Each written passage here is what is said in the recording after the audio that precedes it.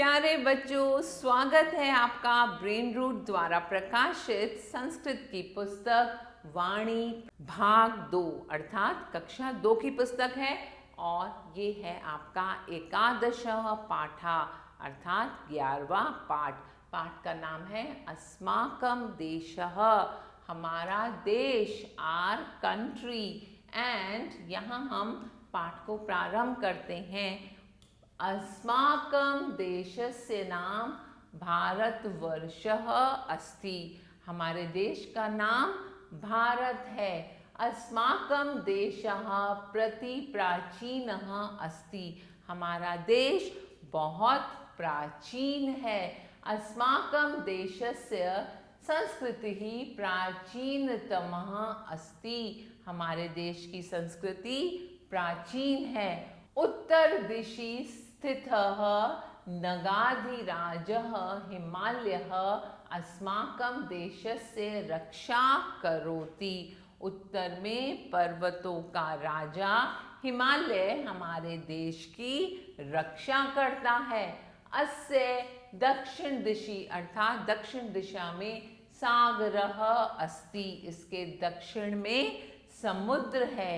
हिंद महासागरः भारत मातुः चरणौ प्रक्षालयति, अर्थात हिंद महासागर भारत के चरण धोता है।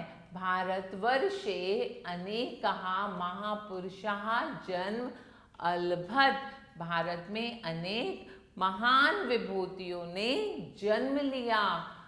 महात्मा बुद्धः, नानक देवः, गुरु गोविंद सिंहः, राष्ट्रपिता महात्मा गान्धीः, रामकृष्णोदयः महात्मनः अस्यां स्वभूमौ जन्म गृहीतवन्तः, अर्थात महात्मा बुद्ध, नानक देव, गुरु गोविंद सिंह, राष्ट्रपिता महात्मा गांधी और रामकृष्ण का जन्म इसी भूमि पर हुआ।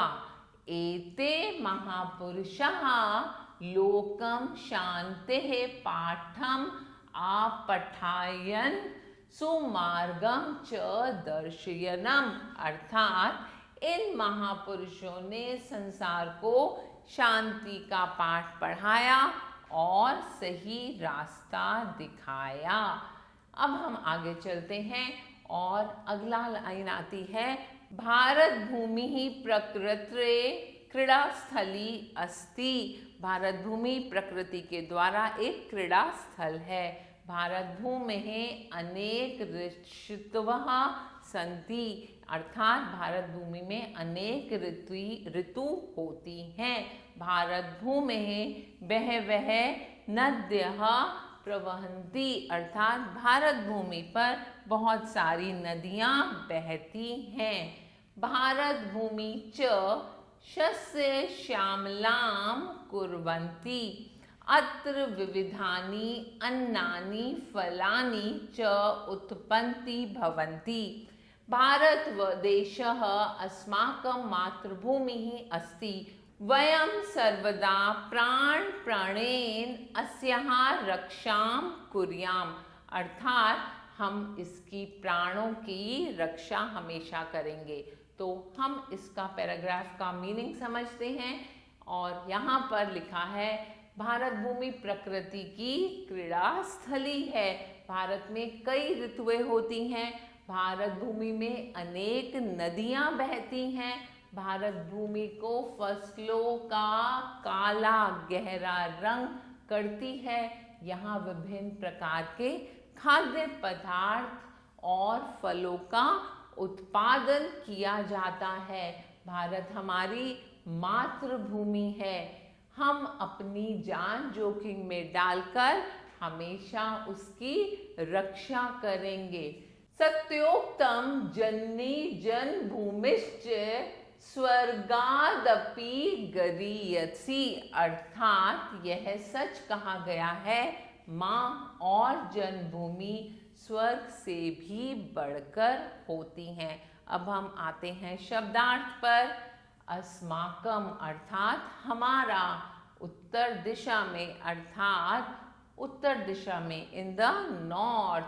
प्रक्षालयति अर्थात धोता है। एते ये दीज, लोकम अर्थात संसार को, टू द वर्ल्ड।